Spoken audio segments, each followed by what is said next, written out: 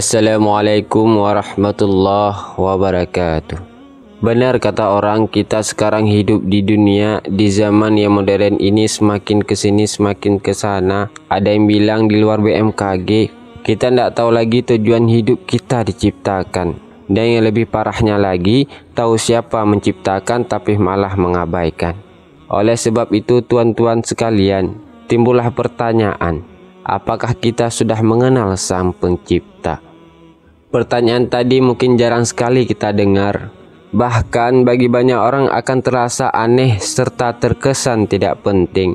Padahal tuan-tuan sekalian, mengenal Allah dengan benar merupakan sumber ketentraman hidup di dunia maupun di akhirat.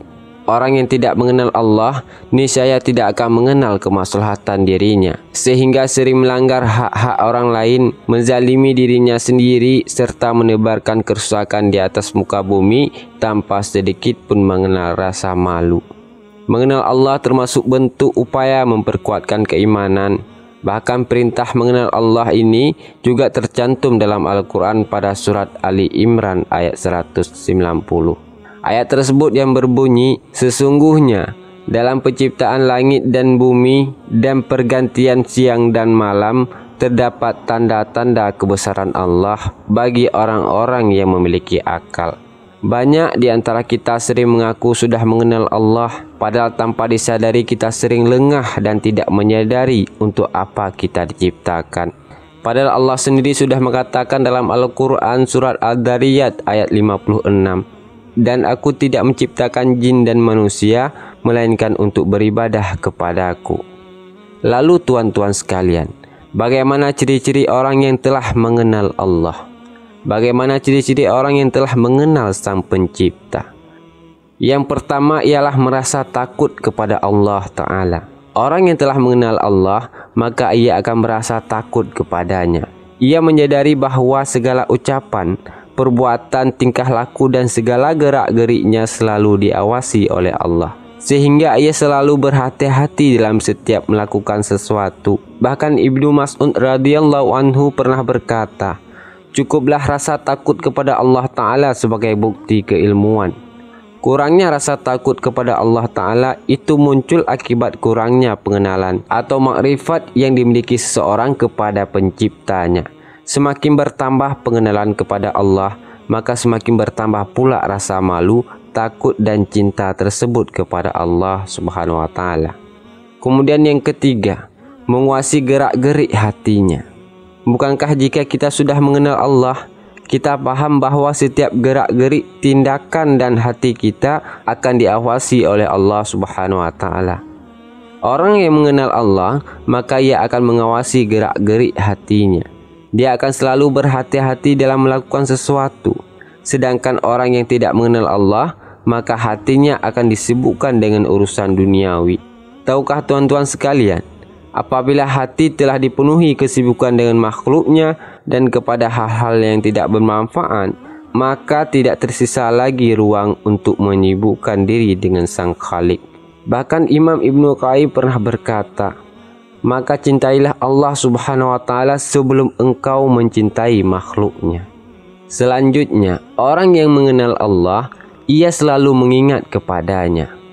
Bukankah jika kita benar-benar mengenal Allah, kita akan selalu sering mengingat akhirat, selalu mengingat bahwa setiap tindakan, pikiran, juga perbuatan kita akan diminta pertanggungjawaban, hingga pada akhirnya kita akan berhati-hati dalam tindakan. Orang yang mengenal Allah, pasti ia senantiasa mengingat akan kehidupan di akhirat. Apabila seorang hamba menjadikan dunia sebagai tujuan hidupnya dan mengesampingkan urusan akhirat, maka Allah akan menjadikan urusan dunianya tercerai-cerai, berantakan, serba sulit, serta menjadikan hidupnya selalu diliputi dengan kegelisahan. Intinya, cinta kepada dunia adalah pokok segala keburukan. Kemudian orang-orang yang sudah mengenal Allah tidak tertipu oleh harta.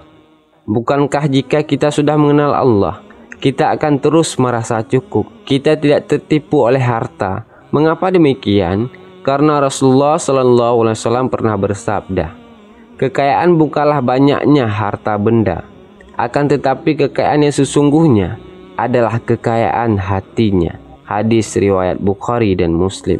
Orang yang mengenal Allah, maka ia tidak akan menjadi budak dunia yang hanya memikirkan kenikmatan duniawi dan enggan memikirkan kehidupan akhirat. Kemudian orang-orang yang sudah mengenal Allah, ia merasakan manisnya iman. Dalam Islam, iman merupakan hal yang sangat mendasar dan sangat penting, dan tidak semua orang yang dapat merasakan manisnya iman. Rasulullah dalam sebuah hadisnya menyebutkan hanya orang-orang yang memiliki kriteria ini yang dapat merasakan manisnya iman. Lantas apakah itu? Kata Rasulullah, ada 3 hal yang mana jika ada pada diri seseorang, maka ia akan merasakan manisnya iman. Yang pertama, jika Allah dan Rasulnya lebih ia cintai daripada selain keduanya. Kemudian yang kedua, jika ia mencintai seseorang, ia cinta karena Allah Ta'ala. Dan yang terakhir, jika ia benci kembali kepada kekafiran, sebagaimana ia tidak suka jika ia dilemparkan ke neraka. Hadis riwayat Bukhari. Selanjutnya, orang-orang yang sudah mengenal Allah, ia tulus dalam beribadah kepada Allah. Mengapa demikian? Karena dia yakin bahwa Allah akan mengisap segala amal ibadahnya di akhirat nanti, sehingga segala amal ibadahnya akan dilakukan dengan sebenar-benarnya. Ia lakukan semuanya karena Allah, bukan karena yang lain. Harusnya tuan-tuan, kita sudah memahami bahwa setiap amal perbuatan kita berdasarkan niat kita. Umar bin Khattab radhiyallahu anhu pernah mendengar Rasulullah bersabda. Kata Rasulullah, sesungguhnya setiap amalan tergantung pada niatnya. Setiap orang dapat mendapatkan apa yang ia diniatkan. Siapa yang hijrahnya karena Allah dan Rasulnya, maka hijrahnya untuk Allah dan Rasulnya. Atau siapa yang hijrahnya karena mencari dunia atau karena wanita yang dinikahinya, maka hijrahnya kepada yang ia tuju. Hadis riwayat Bukhari. Kemudian yang terakhir, orang-orang yang sudah mengenal Allah, ia berusaha melakukan amalan yang ia cintai. Lantas apa amalan yang paling dicintai Allah? Abdullah bin Mas'ud pernah bertanya kepada Rasulullah, "Ya Rasulullah, amalan apa yang paling dicintai Allah?" Rasulullah menjawab, "Sholat pada waktunya, berbakti kepada orang tua, dan yang terakhir, jihad di jalan Allah." Hadis riwayat Bukhari dan Muslim. Demikian ciri-ciri orang yang telah mengenal Allah. Semoga Allah memberikan kita taufik agar bisa mengenalnya dan beribadah dengan baik kepadanya. Mohon maaf tuan-tuan sekalian apabila ada yang salah. Saya akhiri wabillahi taufiq wa hidayah. Assalamualaikum warahmatullahi wabarakatuh.